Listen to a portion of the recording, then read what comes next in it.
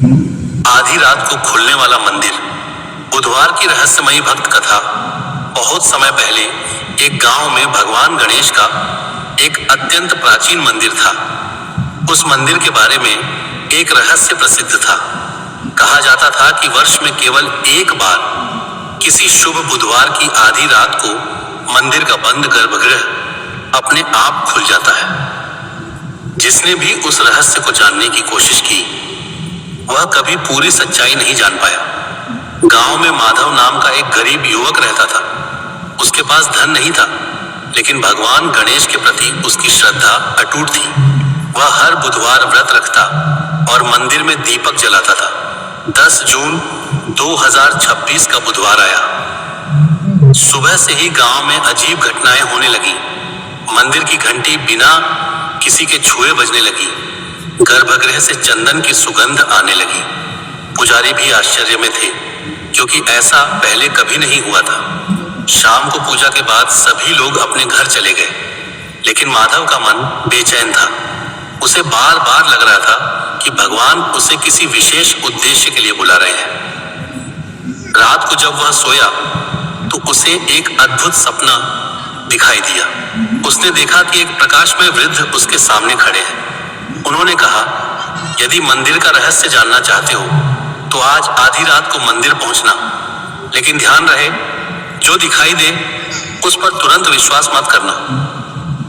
माधव की नींद खुल गई। उसने देखा कि रात के ठीक 12 बज रहे थे। वह तुरंत मंदिर की ओर चल पड़ा। जब वह वहां पहुंचा तो उसका हृदय तेजी से धड़कने लगा। मंदिर का मुख्य द्वार खुला हुआ था। अंदर कोई नहीं था, केवल दीपकों की लौ जल रही थी। जैसे ही वह गर्भगृह के पास पहुंचा, अचानक मंदिर की घंटी अपने आप बज उठी। टन टन टन, और उसी क्षण वर्षों से बंद गर्भगृह का पत्थर का द्वार धीरे धीरे खुलने लगा। माधव स्तब्ध रह गया। द्वार के भीतर से तेज प्रकाश निकल रहा था। उसने साहस करके अंदर कदम रखा। अंदर एक संकरी सुरंग थी। सुरंग के अंत में एक छोटा कक्ष दिखाई दिया। वहां एक पुराना संदूक रखा था। गांव की कहानियां याद करके माधव के मन में विचार आया, शायद इसमें कोई खजाना होगा। लेकिन तभी उसे सपने की बात याद आई, जो दिखाई दे उस पर तुरंत विश्वास मत करना।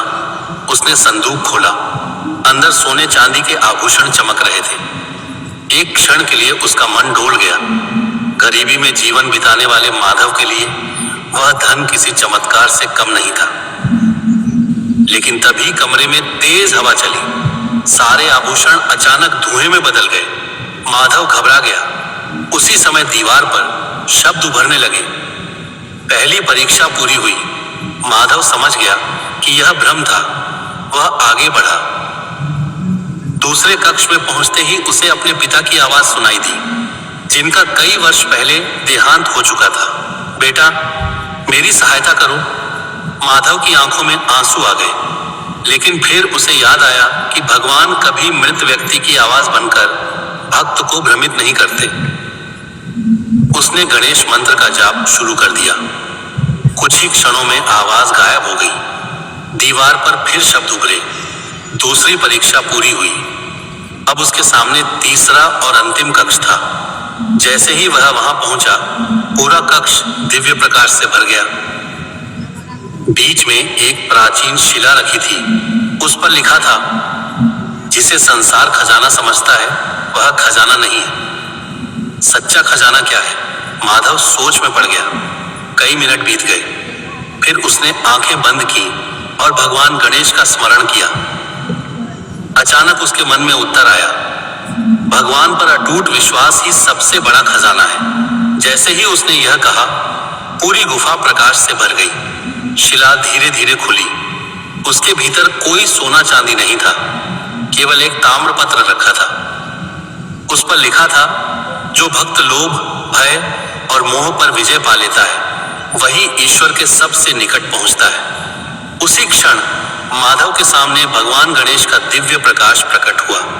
कोई शब्द नहीं बोले गए, लेकिन उसके हृदय में ऐसी शांति भर गई जो उसने पहले कभी अनुभव नहीं की थी। जब सुबह हुई गांव वालों ने देखा कि माधव मंदिर की सीढ़ियों पर ध्यान मग्न बैठा है। उसके चेहरे पर अद्भुत तेज था। लोगों ने पूछा, क्या तुम्हें मंदिर का रहस्य मिल गया? माधव मुस्कुराया और बोला, हाँ, लेकिन वह किसी गुफा, खजाने या चमत्कार में नहीं था। वह तो हमारे अपने विश्वास के भीतर छिपा था।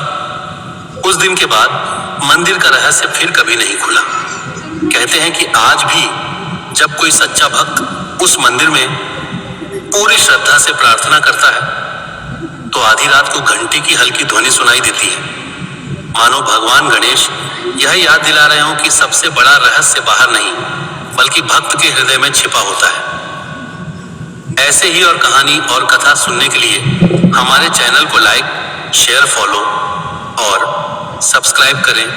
धन्यवाद।